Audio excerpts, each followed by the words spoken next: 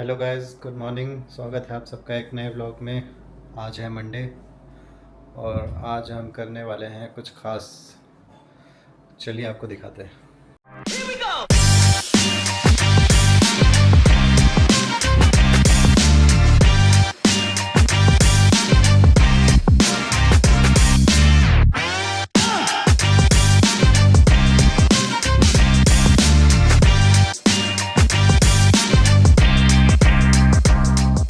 ये देखिए, ये मैडम हमारी पौधे तो ले आई, अब पता नहीं है कब लगेगा।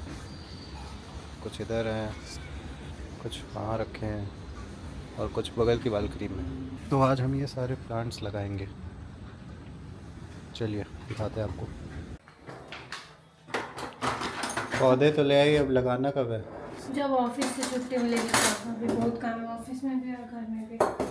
अभी टाइम नहीं है आज, अभी तो टाइम नहीं है, शाम में देखा जाएगा। फिलहाल लगता नहीं शाम में भी टाइम मिलेगा। दोस्तों, ये मुझे मिल चुका है चावल, सब्जी और ये बैंगन है और साथ में दाल भी है, घी डला हुआ। Later that same evening. क्या हुआ? चलो ना पेड़ लगा लेते हैं अंधेरा होने से पहले, नहीं तो फिर कल से बहुत बिजी और फिर अगला टाइम सैटरडे ही मिलेगा, तब तक पेड़ सूख जाएंगे। तो वेंसडे लगा लेंगे। मेरे पास बहुत काम है वेंसडे को। अभी मेरे पास 1-1.5 घंटे का टाइम है। कहो तो पेड़ लगाएं, कहो तो टहलने चले जाएं। ठीक है, चलो लगा लेते हैं। स्टेप 1, सारी मिट्टी जो लाए हैं उसको एक जगह रखना पड़ेगा।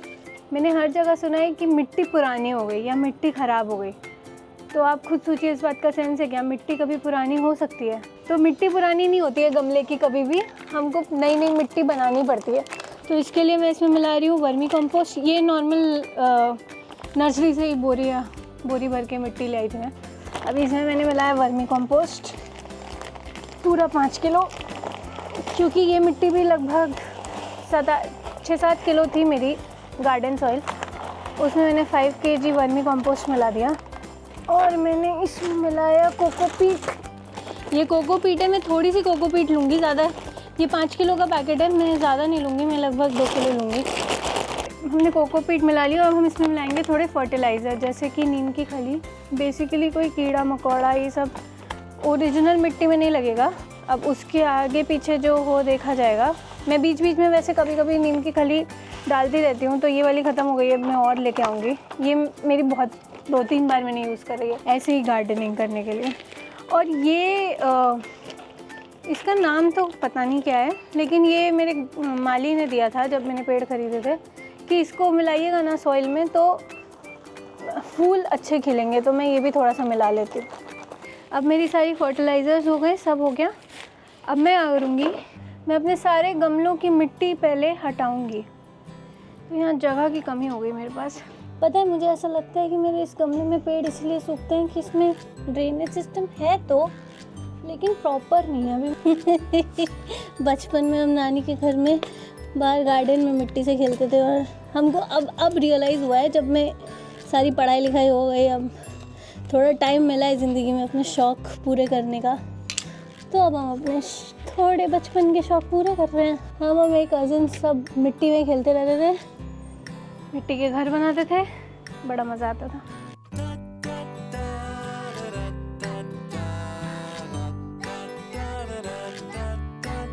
ये पूरा संडे दोपहर में करने वाला काम है, जो कि करने में मुझे बहुत मज़ा आता है। मैं पिछले जन्म में किसान रही हूँ।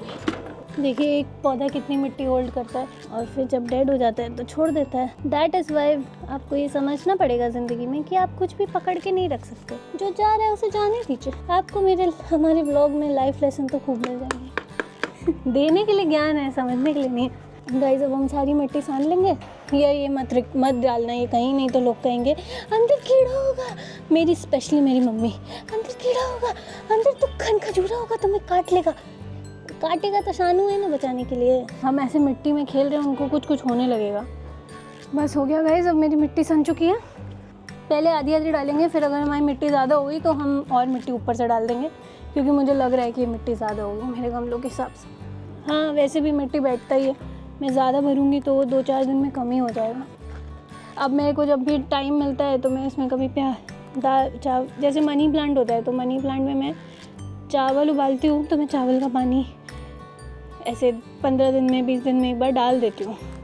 तो उससे क्या होता है ना कि मनी प्लांट, ऐसे दाल उबालती हूँ, थोड़ा सा दाल का पानी उसमें डाल देती हूँ, तो इससे मनी प्लांट मेरा अच्छा उगता रहता है। जैसे कि और भी जो भी ऐसे पत्ती वाले प्लांट होते हैं उसमें चावल दाल का पानी चलता है। अभी जैसे जो फ्लावर्स वाले होते हैं उसमें प्याज के छिलके बोलते हैं, केले के छिलके या प्याज के छिलके डाल के काफ़ी अच्छा रहता है। वो मैंने कभी ट्राई नहीं किया क्योंकि मेरे पास इतने फूल वाले प्लांट्स की मैंने देख रेख की नहीं है।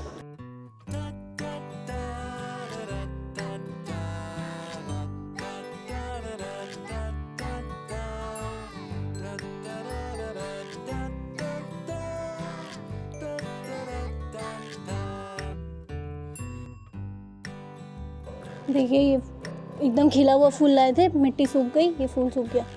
तो अब मैं कोशिश करूँगी कि ये पहले पकड़ ले। मुझे यही डर है कि पकड़ेगा कैसे। पकड़ लेगा, वैसे ऐसा नहीं है। मेरा एक गमला तैयार हो गया। अब दूसरे बड़े गमले में मेरा दूसरा बड़ा पौधा जाएगा, मेरा जूही का पौधा, जो कि एक और बड़े गमले में जाएगा।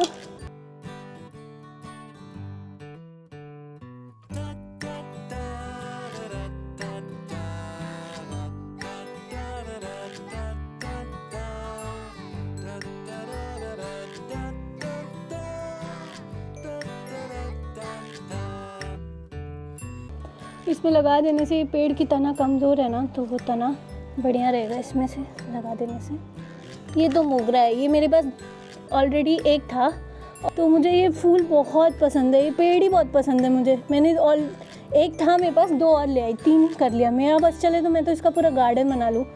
ये मुझे इतना पसंद आ गया है ये। सही लगा है। हाँ ये सही लगा है। थोड़ा मिट्टी दबा दो।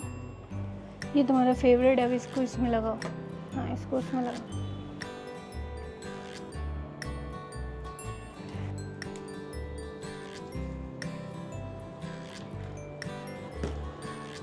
दाना वो वाला पौधा इसमें लगा दो। मीठी नीम, मीठी नीम वो एक डंडी वाला। तो करी पत्ता है। करी पत्ता वही मीठी नीम में की होता है। The next morning. Hello friends, तो जैसा कि आपने देखा कल रात हमने काफ़ी पौधे लगाए, मोस्टली लग ही गए, पर कुछ 5-6 पौधे रह गए हैं जो जिस फॉर्म में आए थे वो उसी फॉर्म में रह गए हैं, छोटे से गमले में। तो उसे बड़े गमले में लगाने के लिए हमारे पास गमले कम पड़ गए हैं, तो हम जा रहे हैं कुछ गमले परचेज़ करने।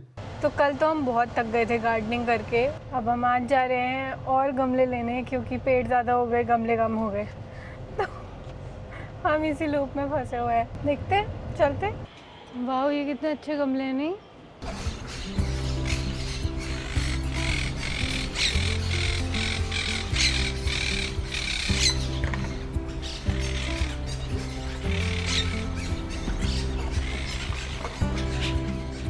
गैस कुछ इस तरह मिट्टी हम ले जा रहे हैं।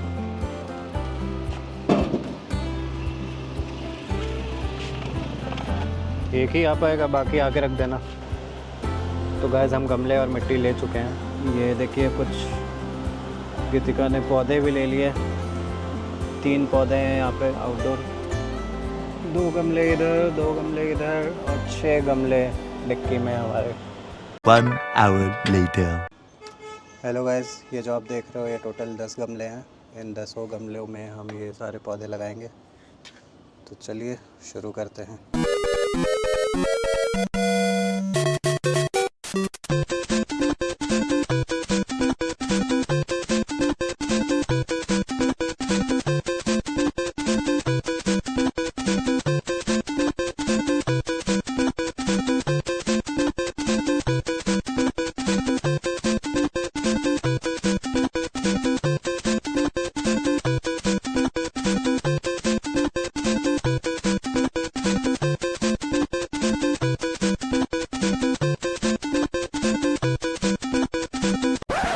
A few hours later. Hello guys, हमने सारे पौधे लगा लिए हैं और अब हम चलते हैं आपको दिखाने कि हमने वो कैसे कैसे बालकनी में प्लेस किए हैं। और मैं एक छोटा सा डी टूर देना चाहती हूँ अपनी बालकनी का। तो लेट्स गो। तो ये है स्नेक प्लांट, जो कि बहुत ज़्यादा प्रोपोगेट हो चुका है और मैंने इसे लगभग 6 महीने पहले लिया था। और अभी मैंने इसकी प्रूनिंग भी करी है, क्योंकि सारे पत्ते आगे से मर रहे थे क्योंकि बहुत गर्मी पड़ी थी, तो मैंने सब काट के प्रूनिंग करी है, अब ये वापस से खिल जाएंगे। फिर ये है मेरा पिटोनिया का प्लांट जो कि 2-3 साल पुराना है, पर ये चल रहा है अभी तक। इसमें हालांकि सर्दियों में ही फूल आते हैं, पर इसकी ग्रीनरी अभी भी बरकरार है, तो मैं इसे छेड़ती नहीं हूँ ज़्यादा, जैसा है वैसे ही रहने देती हूँ। फिर ये मेरा क्रॉटन का प्लांट है जो कि अभी रिसेंटली आया है। अब इसकी ये मैंने जगह तो बनाई है, पर यहाँ पे पूरे टाइम सनलाइट भी नहीं आती है, तो देखते हैं इसका ग्रोथ कैसा रहता है इसमें। उसके बगल में यहाँ पे पूरी सनलाइट आती है वैसे, तो यहाँ पे मैंने रखा है हिबिस्कस का पौधा, देखते हैं ये कैसे ग्रो करता है यहाँ पे। उसके बाद ये है मेरा अजवाइन का पौधा जो कि अगेन बहुत ज़्यादा सनलाइट मांगता है, तो मैंने इसको यहीं पे रखा हुआ है। फिर है हमारा स्पाइडर प्लांट जो कि एक इंडोर प्लांट है, और ये बहुत अच्छा रिसोर्स होता है एयर प्यूरिफिकेशन के लिए। उसके बाद आता है मेरा बॉक्स प्लांट जो कि है तो बहुत छोटा सा, लेकिन जब ये बढ़ जाएगा ना तो मैं इसे ऐसे गोल शेप में काटूंगी और फिर मैं इसके प्रोपोगेट भी करूँगी। देखते हैं इसका कैसे ग्रोथ होती है, लेकिन मैं चाहती हूँ ये बहुत घना हो जाए और फिर मैं इसके प्रोपोगेट करूँ ऐसे गोल शेप में। फिर तो ये एलोवेरा है, ये मैंने खुद ही कटिंग से लगाया हुआ है। अभी मैंने इसको छोटे गमले में था, अभी मैंने बड़े गमले में डाला हुआ है, देखते हैं इसकी ग्रोथ कैसी रहती है। मेरे घर में बहुत सारा एलोवेरा हो गया है। एलोवेरा के बगल में ये है अपराजिता का पौधा जो कि पर्पल अपराजिता में लेके आई थी, और ये मैं लेके तो आई थी लेकिन ये बढ़ तो उसने बोला था ये सीधा बढ़ता है। मैंने तो अभी तो ये छोटा ही है, मैं बाद में इसका कुछ जुगाड़ करके इसको कहीं बांध के लता पे चढ़ाऊँगी, इसके 4-5 लता बनेंगे। फिर मैंने ये जेड प्लांट लगाया था जो कि मैंने कटिंग से लगाया था लगभग 6-8 महीने पहले, और ये अब ग्रो हो गया है। और जेड प्लांट बहुत इजीली कटिंग से लग जाता है और इतने अच्छे से ग्रो हो जाता है ना, मुझे तो बहुत मज़ा आता है जेड प्लांट प्रोपोगेट करने में। बिल्कुल लो मेंटेनेंस प्लांट है और बहुत लकी भी होता है ये घर के लिए। और मैंने अपनी किचन गार्डनिंग में एडिशन करते हुए कड़ी पत्ते का प्लांट लगाया है। उसके बगल में मैंने जूही का पौधा लगाया है, तो देखते हैं इसका भी ग्रोथ कैसे होता है। उसके बगल में ये है मेरा ड्रमकिन का पौधा जो कि बहुत बड़ा हो जाता है, इसलिए मैंने इसको एकदम साइड में रखा हुआ है।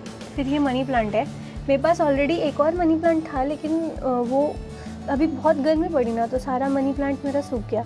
अभी पुराने वाले मनी प्लांट में सिर्फ 1-2 पत्तियाँ हैं, देखते हैं उसका ग्रोथ कैसे रहता है। और ये मेरा पुराना प्यारा एरिका पाम है जो कि ऑलरेडी प्रोपोगेट कर चुका है, इसके ब्रांचेस आ चुके हैं। मुझे इसकी रीपॉटिंग करने की ज़रूरत है, तो मैं एक दिन बैठ के इसकी रीपॉटिंग करूँगी। और ये इसको मैंने अभी स्नेक प्लांट की तरह इसकी भी प्रूनिंग की थी, क्योंकि इतनी गर्मी पड़ी थी ना कि सारी पत्तियाँ सूख गई थी, तो मैंने सबकी प्रूनिंग की थी। फिर हम इधर आ जाते हैं, ये है मेरे 3 मोगरा के पौधे। ये मेरा सबसे पुराना मोगरा है जिसमें कि मोगरा आके और जा भी चुका है, और फिर से एक आ रहा है। इन पौधों की खासियत ये है कि ये इसमें नॉर्मल रहते हैं, एकदम कोई इनमें हलचल नहीं होती है। और एकदम से एक दिन आप बाहर आएंगे बालकनी में पेड़ों में पानी देने, और आप देखेंगे इतने सारे फूल खिले, आपकी पूरी बालकनी महकी हुई है। तो वो फीलिंग इज़ जस्ट वंडरफुल।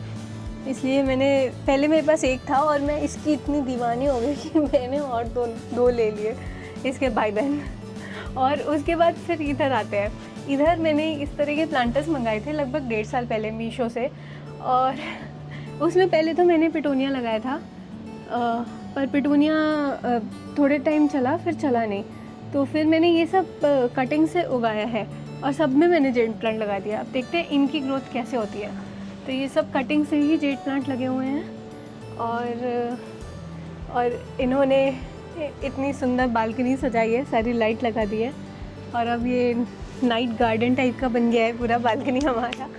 तो लेट्स सी और कैसे इन प्लांट्स की ग्रोथ होती है। हम बीच बीच में अपने व्लॉग्स में अपडेट करते रहेंगे। इसी के साथ मैं आपको ये भी बताना चाहती हूँ, इस बालकनी को डेकोरेट करने के लिए हमने बहुत सारी चीज़ें खरीदी हैं, उनके बारे में भी मैं कुछ बताना चाहती हूँ आपको। जैसे कि मैंने ये कारपेट ख़रीदी थी अमेज़ॉन से, जो कि हमने अपनी बालकनी के नाप के हिसाब से ख़रीदी थी, पर मीटर स्क्वायर के हिसाब से, और हमारे पास थोड़ी बची भी है जिसको हम कहीं और क्रिएटिव तरीके से यूज़ करके आपको दिखाएंगे।